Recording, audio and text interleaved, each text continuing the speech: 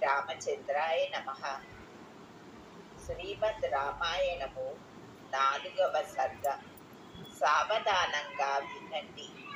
రాముడు రాజ్యం చేస్తున్నప్పుడే బుద్ధిమంతుడైన వాల్మీకి విచిత్రమైన పదాలతో 24,000 శ్లోకాలతో 500 సర్గలతోనూ 7 కాండల రామాయణం రాశాడు.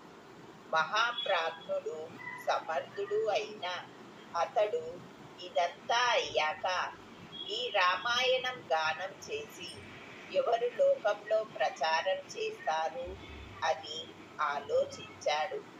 ఇంతలో ముని వేషాలలో కుశలవలు వచ్చి అతడికి పాదాభివందనం చేశారు. కుషుడు లవుడు అన్నాదమ్ములు, ధర్మం తెలిసిన వాళ్ళు, రాజబిడ్డలు, కీర్తిమంతులు, మంచి అందమైన వాళ్ళు, వాల్మీకి ఆశ్రమంలోనే ఉండేవాళ్ళు, క్షుణ్ణంగా వేదాలు అవి నేర్పిన వాళ్ళు. వాళ్ళ ఇద్దరిని వాల్మీకి చూశాడు. సీతా చరిత్ర, రావణ వధ మొదలైన కథలో తాను చేసిన రామాయణ మహాకావ్యం వాళ్ళ ఇద్దరికీ నేర్పాడు. కుశలవులు ఇద్దరు అచ్చంగా రాముడి ప్రతిబింబాల్లా ఉండేవాళ్ళు. ఇద్దరూ సంగీత కళ రహస్యాలు తెలుసుకున్నారు. మూర్ఛనా స్థానాలు అవగతం చేసుకున్నారు. ఇద్దరూ నాట్యానికి తగిన అభినయంతో మధురంగా మాట్లాడేవాళ్ళు. ఇద్దరూ కంఠమెత్తితే చాలు కిన్నెరలు మోగేవి. ఇద్దరూ ఇద్దరే మనుషుల వేషం వేసిన గంధర్వులలా ఉండేవాళ్ళు. చక్కని రాజకుమారులు వాళ్ళు. బుద్ధిమంతులు, తత్వజ్ఞులు, చురుగైన వాళ్ళు, భాగ్యవంతులు. ఇంతెందుకు, శుభలక్షణాలన్నీ వాళ్ళల్లో ఉన్నాయి. రామాయణం మహాకావ్యం. చదవడానికి చూడడానికి కూడా అనువుగా ఉంటుంది. తేనె సొనల మధురంగా ఉంటుంది. వీణ తీగల మీద లయ వేసి పాడవచ్చు. ఇందులో ధృతము, మధ్యము, నిలంబితము 3 ప్రమాణాలు ఉన్నాయి. 7 తాళాలు ఉన్నాయి. షడ్జము మొదలైన జాతులు ఉన్నాయి. శృంగారము, కరుణ, హాస్యము, వీరము, భయానకము, రౌద్రము, బీభత్సము, అద్భుతము, శాంతము, నవరసాలు ఉన్నాయి. అన్ని ధర్మాలు ఉన్నాయి. ఈ ఉత్తమ కావ్యం శాంతంగా కంఠస్థం చేసుకున్నారు కుశలవులు. మునులు,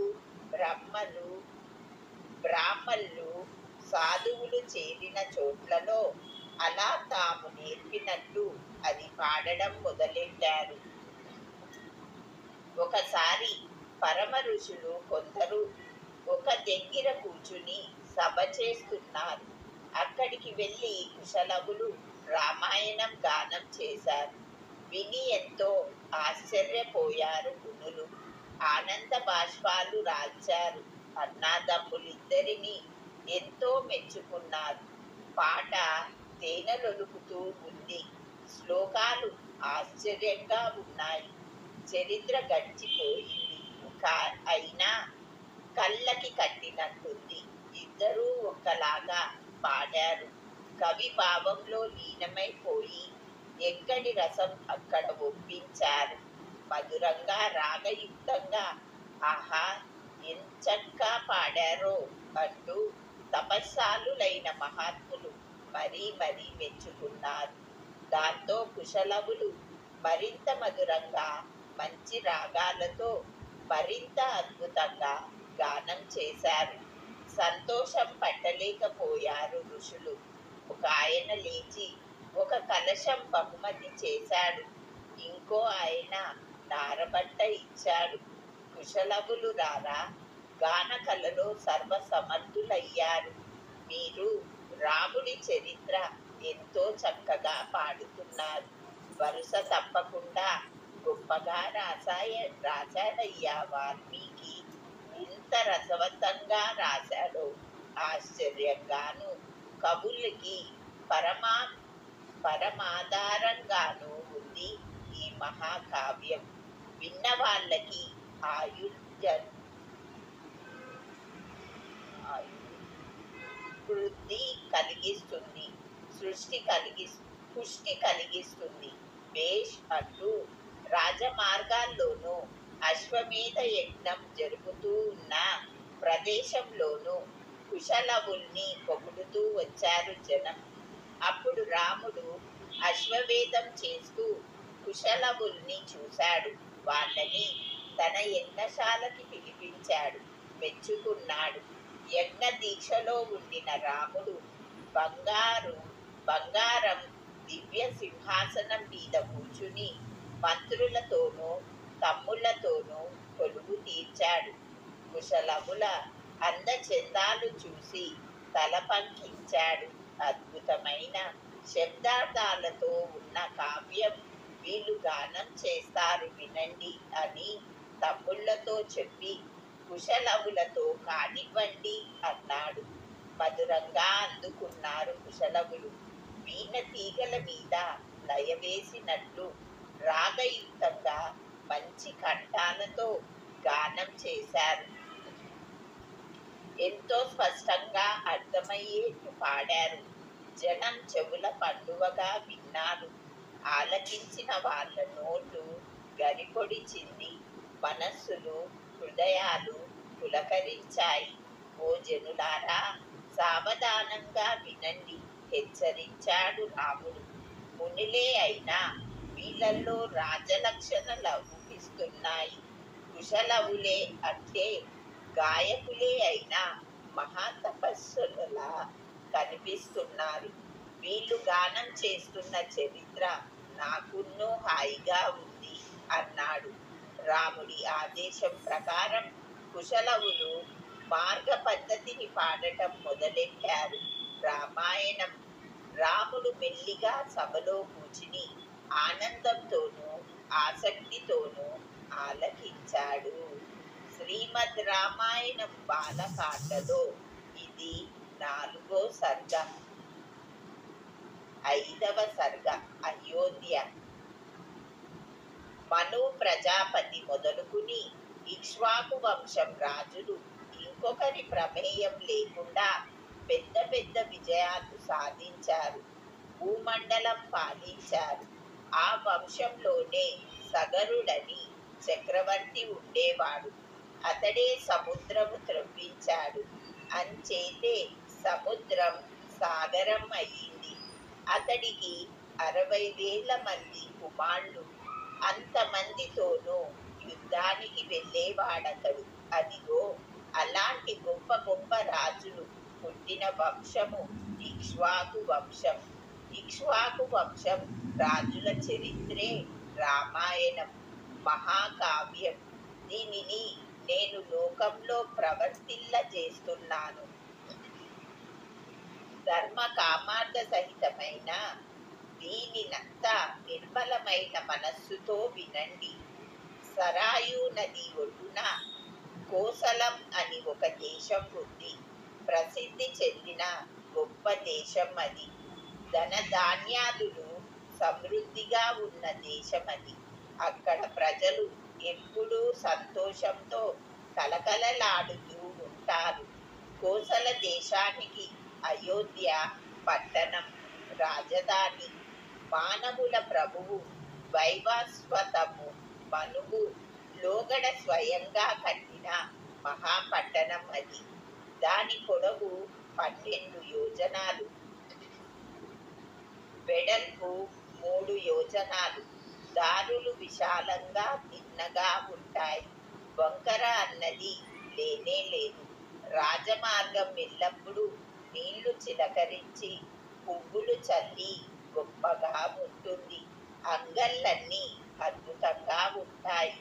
పట్నంలో అన్ని రకాల ఆయుధాలు, యంత్రాలు అమర్చి ఉంటాయి. ఎంతో అంతమంది శిల్పులు, వందిమాగాదులు కిలకిలలాడుతూ ఉంటారు. నిత్య కళ్యాణం పంచతోరణమై అన్ని వేళలలోనూ పట్నం కలకలలాడుతూ ఉంటుంది. పెద్ద పెద్ద బురుజులతోనూ, జెండాలతోనూ, వందల శతఘ్నులతోనూ నిండి శత్రువులు తెరిమీడడానికి వీలు లేకుండా ఉంటుంది. ఆ పట్టణానికి మరో పట్నంకి సాటే లేదు. పట్నమంతటా స్త్రీల నాటక సంఘాలున్నాయి, ఉద్యానవనాలున్నాయి, మామిడి తోటలున్నాయి. పట్నానికి వడ్డాణంలాగా ప్రాకారముంది. పరాయి వాళ్ళు ప్రవేశించడానికి వీలు లేకుండా లోతైన అగడ్త ఉంది. ఏనుగులు, గుర్రాలు, లొట్టిపిట్టలు, గాడిదలు, ఆవులు లెక్కాజమా లేకుండా ఉన్నాయి. కప్పం చెల్లించడానికి వచ్చిన సామంత రాజులు లెక్కజమా లేదు. మహారాజు దర్శనానికి వచ్చిన ఇరుగు పొరుగు రాజులు ఇందరూ అందరూ కారు. నానా దేశాల నుంచి వచ్చిన వర్తక ప్రముఖులకి అంతు పంతు లేదు. రత్నాలు చెక్కిన రాజమందిరం చూడసఖ్యం కాకుండా ఉంటుంది. క్రీడా పర్వతాలు అంతస్తుల మీద అంతస్తులు వేసిన పెద్ద పెద్ద మేడలు దేవేంద్రుడి అమరావతిలా ఉంటుంది. అయోధ్య పట్టణం చిత్రంగా అష్టపదంలాగా, అంటే జూదమాడే పీటలాగా ఉంటుంది. అయోధ్య పట్టణం. పట్నంలో ఆడంగులు అందరూ అందాల రాణులు. రాజుగారి కోట రత్నాలు తాపిన గుమ్మటాలతో కళ్ళ వేడుకగా ఉంటుంది. పట్నంలో ఎక్కడా ఎగుడు దిగుడు లేదు. అంతటా అందమైన ఇల్లు దట్టంగా ఉంటాయి. దోషమన్నది ఎక్కడా కనపడదు. మంచి వరి బియ్యానికి అయోధ్య పెట్టింది పేరు. మంచినీళ్ళు అక్కడ చెరుకు పాలులా ఉంటాయి. దుందుబులు, మృదంగాలు, వీణలు ఎప్పుడూ మ్రోగుతూ ఉంటాయి అక్కడ. ఇంతెందుకు, అంత మంచి పట్టణం లోకంలో ఇంకా ఎక్కడా లేదు. ఊరంతా తపస్సు చేసిన సిద్ధులు స్వర్గంలో సంపాదించిన విమానంలాగా తీర్చిదిద్దిన ఇళ్లతో ఎంతో ఇదిగా ఉంటుంది. వీధుల్లో మహామునులు తిరుగాడుతూ ఉంటారు. పట్నంలో వేల వేలు మహారథులున్నారు. వాళ్ళంతా మంచి లాఘవంతో బాణాలు ప్రయోగిస్తారు. అయినా వాళ్ళందరూ ధార్మికులు. అంచేత ఒంటరిగా ఉన్న వాళ్ళని, ముందు వెనక లేని వాళ్ళని అవుపడకుండా చాటు నుంచి శబ్దం పట్టి కొట్టవలసిన వాళ్ళని, పరిగెత్తిపోయిన వాళ్ళని ఎన్నడూ కొట్టరు. అక్కడి శూరులు అసాధ్యులు. అడవిలో మదించి తిరుగుతూ ఉండే పెద్ద పులుల్ని, సింహాల్ని పట్టుకుని ఆయుధాలతోనూ తప్పితే చేతులతోనూ బలత్కారంగా చంపేస్తారు. బ్రాహ్మణులు కేవలం ఋషులు, అహితాగ్నులు, వేదాంగ పారంగతులు, క్షత్రియులు, వైశ్యులు, దానంలో చేతికి ఎముకలు లేని వాళ్ళు, మంచి బుద్ధిమంతులు, మహాత్ములు. అలాంటి అయోధ్య పట్టణానికి దశరథుడు రాజు. స్వర్గంలో దేవేంద్రుడిలాగా రాజ్యం చేస్తూ ఉండేవాడతడు. రాజ్యం ఎంతో వృద్ధిని చేశాడతడు. శ్రీమద్ రామాయణం బాలకాండలో ఇది 5వ సర్గ. 6వ సర్గ. దశరథుడు. వేదార్థాలు తెలిసిన మహారాజు దశరథుడు. పండితుల్ని, శూరుల్ని, ప్రజలు 50 మందిని కనుసన్నల్లో తిప్పుకునేవాడతడు. దీర్ఘదర్శి, మహాపరాక్రమవంతుడు. పట్టణంలోని వాళ్ళకి, పల్లెలోని వాళ్ళకి ఒకే విధంగా ఇష్టుడుగా ఉండేవాడు. ఇక్ష్వాకు వంశం రాజుల్లో అతిరథుడతడు. ఎన్నో యజ్ఞాలు చేశాడు. ధర్మం అంటే ప్రాణం పెట్టేవాడు. మహర్షి వంటి వాడు, రాజ ఋషి, మూడు లోకాల్లోనూ పేరు పడ్డాడు. బలవంతుడు, శత్రువుల పాలి యముడు, స్నేహశీలి, ఇంద్రియాలు జయించినవాడు, మితిలేని ధనరాశులు కూడబెట్టి భోగ భాగ్యాల్లో దేవేంద్రుడితోనూ కుబేరుడితోనూ సమానమైన వాడు. లోకం పాలించిన మనువులాగా అయోధ్యలో ఉండి భూమండలం పాలిస్తూ ఉండేవాడు. సత్యం తప్పకుండా ధర్మము, అర్థము, కామము అనుసరిస్తూ దేవేంద్రుడు అమరావతి ఏలినట్లు పట్టణాల్లో కల్లా శ్రేష్టమైన అయోధ్య పట్టణం ఏలుతూ ఉండేవాడతడు. అయోధ్య పట్టణంలో ప్రజలందరూ అన్ని విధాలా తృప్తిగా ఉండేవాళ్ళు. అందరూ ధర్మ స్వభావులు, సత్యవాదులు, అన్ని శాస్త్రాలు అభ్యసించిన వాళ్ళు. తమకున్న దాంతోనే తృప్తి పడేవాళ్ళు. వృద్ధులు, తక్కువ డబ్బున్న వాళ్ళు, రాబడి లేని వాళ్ళు, ఆవులు, గుర్రాలు, ధనధాన్యాలు లేని వాళ్ళు గృహస్థుల్లో ఎవరూ లేరు. కాముకుడు, తన వాళ్ళని పీడించుకు తినేవాడు, విద్య లేనివాడు, నాస్తికుడు అక్కడ కలికానికైనా కనబడడు. అయోధ్యలోని స్త్రీలు, పురుషులు అందరూ ధర్మ స్వభావులే, ఇంద్రియ నిగ్రహం కలవాళ్ళే, శీలవంతులే, సదాచారంలో బుద్ధి పెరిగిన వాళ్ళే, మహర్షుల మల్లే పరిశుద్ధులే.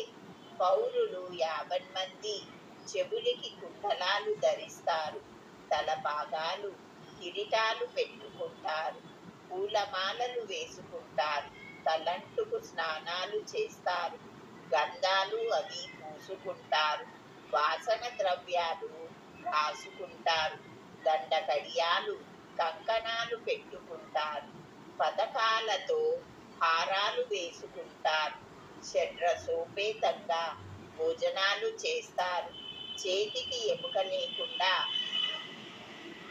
దానాలు చేస్తారు. అహితాగ్నులు నిర్వహించిన వాడు, యజ్ఞాలు చేయని వాడు, నీచుడు, దొంగ, వర్ణశంకరుడు అక్కడ మచ్చుకైనా లేడు. బ్రాహ్మడన్న వాడల్లా స్వకర్మలో ఆసక్తి కలవాడే అక్కడ. ప్రతివాడు ఇంద్రియాలు జయించిన వాడే, ఇవి కలవాడే, వేదాలు అధ్యయనం చేసిన వాడే, దానం పుచ్చుకోవడానికి వెనుక తీసేవాడే, నియమంగా భార్యతో మాత్రం కాపరం చేస్తున్న వాడే.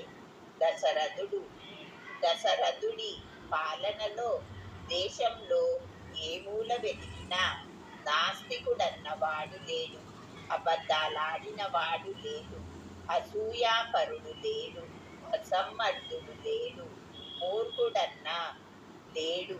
అంతమంది శిక్ష, వ్యాకరణము, ఛందస్సు, నిరుక్తి, జ్యోతిషము, కల్పము, వేదాంగాలు 6 తెలిసిన వాళ్ళే, వ్రతాలు అవి చేసిన వాళ్ళే, వేలు దానాలు ధర్మాలు చేసిన వాళ్ళే. దీనుడైన వాడు ఎవ్వడూ లేడక్కడ. మనోవ్యాధి కలవాడు, రోగాలతో బాధపడిన వాడు ఒక్కడూ లేడు. స్త్రీలు, పురుషులు అందరూ శ్రీమంతులే, రూపవంతులే, అందరూ రాజభక్తులే. బ్రాహ్మణులు, క్షత్రియులు అని విచక్షణ లేకుండా 4 వర్ణాల వాళ్ళు అక్కడ దేవతా పూజలు, అతిథి పూజలు చేస్తారు. చేసిన మేలు మరిచిపోరు.